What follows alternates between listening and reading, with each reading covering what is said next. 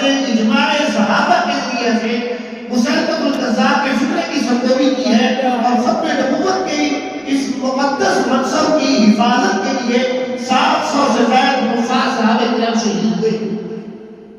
یہ بہت عظیم اور اہم ترین منصب ہے، بنیادی عقیدہ ہے مسلمانوں کا. اگر اس کے اوپر تزلزل آ گیا پھر ہمارا رب تعالیٰ سے رابطہ منقطع ہو جائے گا.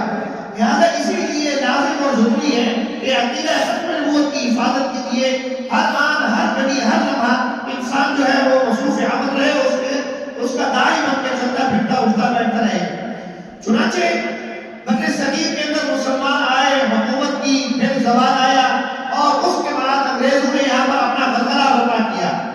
انگریزوں کے غلغلے اور قبضے کے درمیان میں مسلمان چونکہ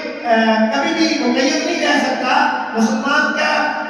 جو دین ہے یا ایمان اور ایمان ہے وہ جذبہ حریت اور غیرت پر مشتمل ہے. حمیت والا مسلمان ہوتا ہے وہ کبھی بھی غلامی کو قبول نہیں کرتا، کبھی بھی ناجائز بات کو قبول نہیں کر سکتا. چونکہ ہمارے نزدیک صرف اور صرف بات وہی قابل قبول ہے جس پہ مہر تصدیق اللہ اور اللہ کے محبوب پیغمبر کی لگی ہوئی ہو اور صحابہ کرام کا اسوہ اور طریقہ اس کے اندر جو ہے عمل بھی شامل حال ہو. چنانچہ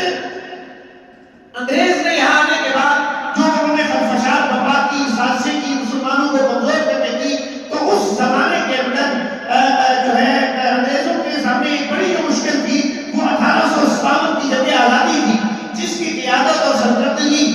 مسلمانوں کے بہت بڑے بڑے علماء کرام جو ہے وہ فرما رہے تھے. حضرت قاسم الخلاف والعلوم، حضرت مولانا قاسم نانوتوی رحمۃ اللہ علیہ، حاجی کتاب اللہ مہاجر نقوی رحمۃ اللہ علیہ، مولانا رشید احمد گنگوئی رحمۃ اللہ علیہ، یہ تمام بزرگ جو ہیں وہ اس 1857 کی جو جنگ آزادی تھی اس کے لیے پشتیبان تھے اور اس کے سپہ سالار اور اس کے جو ہے حراوت دستے کے اولین افراد میں شامل تھے. لیکن سوء اتفاق، اپنوں کی کچھ دھوکہ دہی، غداری اور پھر جو پہلے ہندوستان تھے ان کی بے وفائی کے نتیجہ میں مسلمانوں کو وقتی طور کے اوپر ہزیمت کا سامنا کرنا پڑ گیا. لیکن مسلمانوں کے قلوب اور اذہان سے جذبہ جہاد نظر نہیں ہوا.